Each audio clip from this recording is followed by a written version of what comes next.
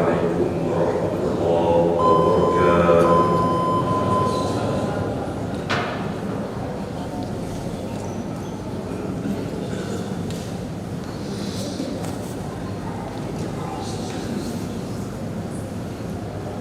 الله أكبر الله أكبر.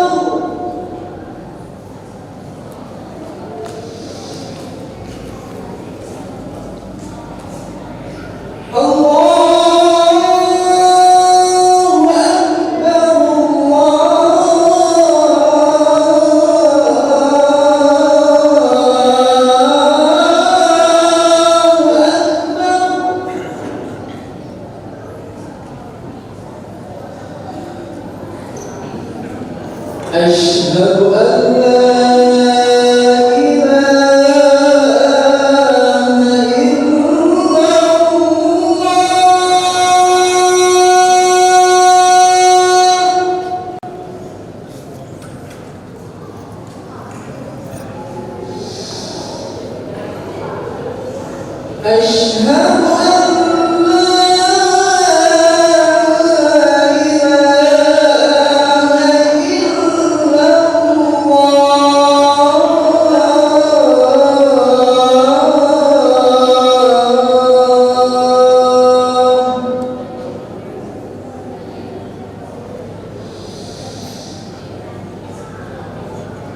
أشهد أن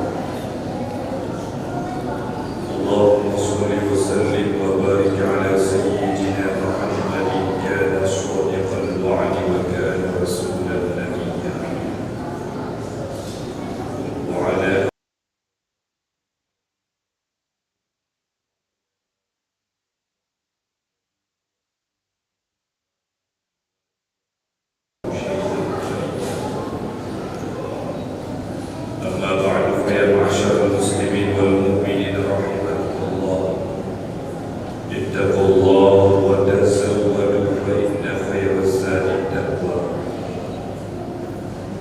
وقال الله سبحانه وتعالى وبقوله يهتدي المهتدون بسم الله الرحمن الرحيم وأوحى ربك إلى النحل أن اتخذي من الجبال بيوتا ومن الشجر ومما يعرشون صدق الله العظيم رب اشرح لي صدري ويسر لي أمري واحلل عقدة من لساني يفقهوا قولي اللهم أرنا الحق حقا وارزقنا اتباعه وأرنا الباطل باطلا وارزقنا اجتنابه. Serta syukur kita panjatkan kehadiran Allah Subhanahu wa taala. Salat beserta salam tersampaikan kepada junjungan kita Nabi Muhammad sallallahu alaihi wasallam dan juga kepada keluarga dan sahabat beliau. Imam besar Masjid Al-Muqtada yang dimuliakan, juga seluruh para ustaz dan segenap kaum muslimin jemaah Jumat yang dirahmati oleh Allah Subhanahu wa taala.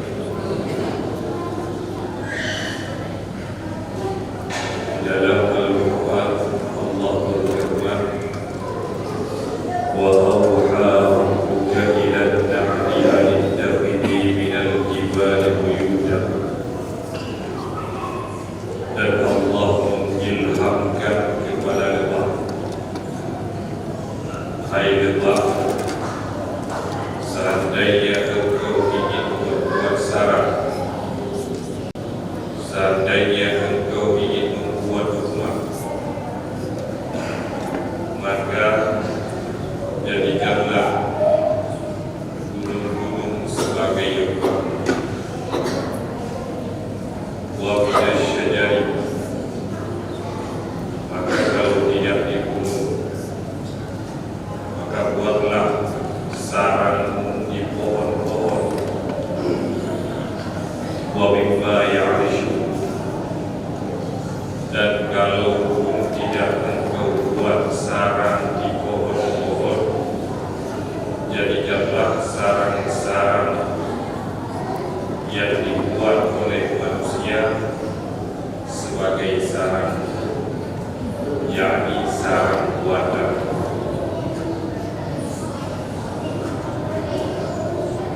Lebah diberikan 3 pilihan oleh Allah dalam membuat sarang. Pilihan yang pertama dibunuh, pilihan yang kedua di pohon-pohon, dan pilihan yang ketiga sarang buatan manusia. Kemudian Allah mengilhamkan kembali kepada lebah, ummati kulli tabarati fasluki subula rabbiki bulan. Hai lebah, kalau engkau mau cari makan, kalau engkau mau makan, maka makanlah buah-buahan, yakni saripati ataupun bunga-bunga. Itu yang engkau makan. Fasluki subula rabbiki bulan. Yang ketiga, wahai lebah, ikuti segala ketentuan-ketentuan yang telah ditetapkan oleh Tuhan kepadamu, yakni perintah-perintah Tuhan ini, taati. Hadirin yang dirahmati Allah, maka sampai hari ini lebah masih taat kepada Allah. Kalau dia bersarang tetap pada 3 tempat yang telah diberikan pilihan, dan kalau dia cari makan pun masuk makanan yang diperintahkan oleh Allah. lebah taat, sehingga dengan ketaatannya yang menunjukkan bulumiha syarabun alwan, keluar dari perut lebah, yakni syarabun alwan, minuman yang beraneka ragam warna, berbeda-beda warna. Ada yang agak kekuning-kuningan, ada yang agak keputih-putihan, dan ada juga yang agak hitam, berbeda warna. Yakhruju min butuniha syarabun alwan, dengan sebab ketaatan lebah terhadap aturan yang telah ditetapkan oleh Allah, maka lebah mengeluarkan minuman fihi syifa'un linnas, yang pada minuman itu dan obat untuk manusia, artinya bermanfaat untuk makhluk lain. Apa yang dikeluarkan oleh lebah bermanfaat untuk makhluk lain. Pernah terjadi suatu ketika disebutkan di dalam kitab tafsir Jalalain, yakni pada masa Rasulullah SAW datang seorang pemuda yang mengandung tentang abangnya yang sedang sakit. Ya Rasulullah, inna akhi istaqlaba batnu. Wahai Rasulullah, abangku sakit perut ya Rasul, berikan dia obat. Maka Rasul menjawab, hai anak muda, isqihi aslan, berikan kepada abang madu. Maka si anak muda ini pulang, dia berikan madu kepada abangnya. Ternyata tidak sembuh, sehingga si anak muda ini kembali menghadap Rasul. Ya Rasulullah, saqaituhu aslan wa lam yazidhu illa istiqlaba. Telah aku berikan madu kepada abangku ya Rasul, tetapi tidak sembuh. Maka Rasul kembali mengatakan, hai anak muda, isqihi aslan, berikan kepada abangku madu. Maka si anak muda ini kembali pulang dan dia berikan madu yang kedua kalinya kepada abangnya, dan ternyata tidak sembuh. Sehingga si anak muda ini kembali menghadap Rasul. Dia mengatakan kepada Rasul, ya Rasul, 2 kali telah aku berikan madu kepada abangku dan tidak sembuh. Maka Rasul menjawab, hai anak muda, sadaqallah wa kadzaba batnu akhika. Maha benar Allah. Di dalam Al-Quran pada surat An-Nahl, Allah berfirman, fihi syifa'un linnas, madu itu jadi obat untuk manusia. Wa kadzaba batnu akhika, dan yang dusta, yang bohong adalah perut abangmu. Harusnya sembuh, kata Rasul. Ini kenapa tidak sembuh? Maka untuk yang ketiga kalinya Rasul memerintahkan si anak muda, hai anak muda, pulang dan berikan kembali madu kepada abang. Sehingga untuk yang ketiga kalinya si anak muda memberikan madu kepada abangnya, pada akhirnya fadara'a, maka sembuh abangnya.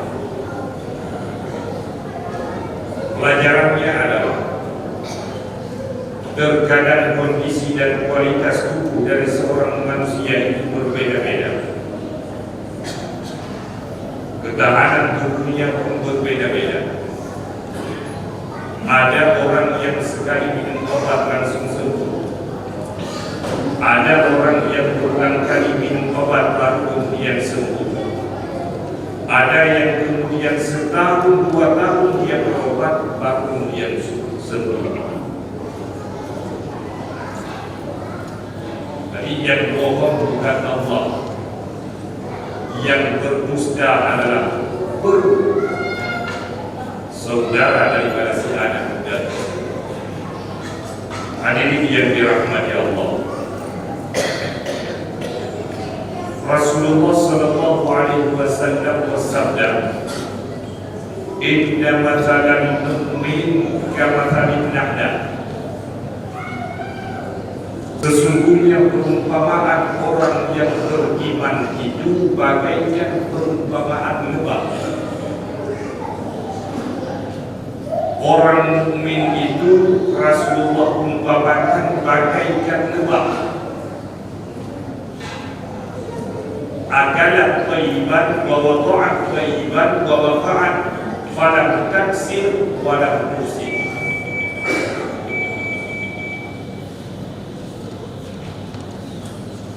Lebah itu akalat thayyiban. Kalau makan dia selektif dalam memilih makanan, tidak sembarang makan. Tidak sembarang makanan dia makan. Orang yang beriman pun demikian, selektif dalam memilih makanan. Tidak sembarang makanan dia makan. Makanan orang yang beriman ada 2, jasmani dan rohani. Jasmani adalah makanan sehari-harinya, makanan fisiknya, makanan yang dia konsumsi sehari, semalam, barangkali 3 atau 2 kali, itu makanan jasmani, selektif dalam memilih makanan jasmani. Yang halal thayyibah. Yang kedua, makanan rohani. Makanan rohani pun selektif. Tidak sembarangan makanan rohani dia konsumsi. Makanan rohani adalah makanan roh untuk menghidupkan roh, yakni ilmu pengetahuan agama. Itu makanan rohani bagi orang yang beriman. Orang yang beriman selektif dalam memilih gurunya, guru spiritualnya, guru yang mengajarinya. Tidak sembarangan guru, tidak sembarangan tengku, tidak sembarangan ustaz dia jadikan sebagai guru. Tidak menjadikan orang-orang yang mengatakan Muhammad adalah Allah, Allah adalah Muhammad sebagai Tuhan, sebagai gurunya. Tidak mengatakan dan tidak mengikuti orang-orang yang mengumpamakan makhluk itu adalah khaliq dan khaliq itu adalah makhluk. Orang yang beriman selektif dalam memilih gurunya, karena melalui gurunya dia menikmati makanan rohaninya. Yang kedua, wada'at thayyibah. Perumpamaan orang yang beriman dengan lebah disamakan oleh Rasulullah, yaitu ketika dia keluarkan sama-sama baik. Lebah baik, yakni madu bermanfaat untuk makhluk lain. Begitu juga yang dikeluarkan oleh orang yang beriman melalui lisannya, ucapannya, tindakannya, pekerjaannya bermanfaat untuk makhluk lain. Yang ketiga, waqa'at falam taksir walam tusib. Keistimewaan yang ada pada lebah, kemanapun dia melangkah, hinggap dimanapun, di ranting bagaimanapun, Di cabang-cabang pohon seperti apapun, dia tidak mematahkan cabang, tidak merusak. Orang yang beriman juga demikian, kemanapun dia melangkah, dimanapun dia berada, dia tidak merusak. Dia tidak menjadi sumber penyakit atau sampah masyarakat. Orang yang beriman bermanfaat dimanapun dia berada, kemanapun dia melangkah. Sifatnya seperti sifat lebah. Tetapi kalau lebah itu diganggu, kalau lebah itu sarangnya dihancurkan, maka lebah akan menyerang siapapun yang menghancurkan sarangnya, mengganggunya, walaupun setelah dia serang resikonya adalah mati. Harusnya orang yang beriman juga demikian. Ketika agamanya dihina, ketika nabinya dihina, ketika saudaranya dibantai, dibunuh, harusnya reaksi orang yang beriman itu bagaikan reaksi lebah, siap melakukan apapun walaupun resikonya adalah kematian. Ini yang tidak kita dapatkan pada orang yang beriman pada hari ini. Sifat atau keberanian yang seperti lebah ini yang tidak kita dapatkan pada orang-orang mukmin. Hadirin yang dirahmati Allah, benar kata Rasul, perumpamaan orang yang beriman itu bagaikan perumpamaan lebah. Kemanapun dia melangkah, dimanapun dia berada, dia tidak mengganggu dan tidak menyakiti. Tetapi kalau sudah diganggu, kalau sudah disakiti, maka dia akan menyerang sekalipun resikonya adalah kematian. Demikian yang dapat Al-Fakir sampaikan. Alhamdulillah ala in'amihi wa ihsanihi, والشكر له على توفيقه وامتنانه. اللهم صل وسلم وبارك على سيدنا محمد الداعي إلى رضوانه وعلى آله وصحبه المجاهدين في سبيله. أما بعد، فيا معشر المسلمين والمؤمنين رحمكم الله، اتقوا الله وتزودوا فإن خير الزاد التقوى. قال الله سبحانه وتعالى وبقوله يهتدي المهتدون. بسم الله الرحمن الرحيم. يا أيها الذين آمنوا اتقوا الله حق تقاته ولا تموتن إلا وأنتم مسلمون. بارك الله لي ولكم في القرآن الكريم، ونفعني وإياكم بما فيه من الآيات والذكر الحكيم، وتقبل مني ومنكم تلاوته إنه هو السميع العليم. ادعوا الله يستجب لكم.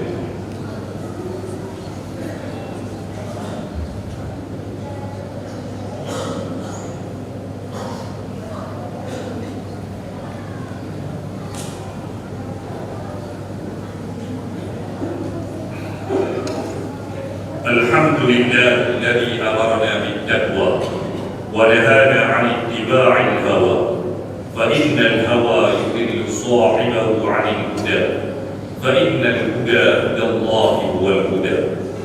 اللهم صل وسلم وبارك على سيدنا محمد المصطفى وعلى آله وصحبه ذوي الهدى والتقى. أما بعد، فيا معشر المسلمين والمؤمنين رحمكم الله، أطيعوا الله وأطيعوا الرسول وأولي الأمر منكم، وإن تنازعتم في شيء فردوه إلى الله والرسول، وأكثروا من الصلاة على النبي صلى الله عليه وسلم كما أمر ذلك رب الملك العالم. فقال تعالى: إن الله وملائكته يصلون على النبي يا أيها الذين آمنوا صلوا عليه وسلموا تسليما. اللهم صل وسلم وبارك على سيدنا محمد. اللهم اغفر لنا والمؤمنين والمؤمنات والمسلمين والمسلمات الأحياء منهم والأموات إنك سميع قريب مجيب الدعوات ويا قاضي الحاجات. اللهم أعز الإسلام والمسلمين وأذل الشرك والمشركين ودمر أعداءك أعداء الدين الذين يصدون عن سبيلك ويكذبون أولياءك إنك على كل شيء قدير. اللهم انصر إخواننا المستضعفين والمجاهدين في فلسطين. اللهم انصر إخواننا المستضعفين والمجاهدين في فلسطين وفي سائر بلاد المسلمين. اللهم أهلك الكفرة والإسرائيل. اللهم دمر الإسرائيل. اللهم زلزل أقدامهم وفرق جمعهم وشتت شملهم يا قوي يا متين. عباد الله، إن الله يأمر بالعدل والإحسان وإيتاء ذي القربى وينهى عن الفحشاء والمنكر والبغي يعظكم لعلكم تذكرون. فاذكروا الله العظيم يذكركم واشكروه على نعمه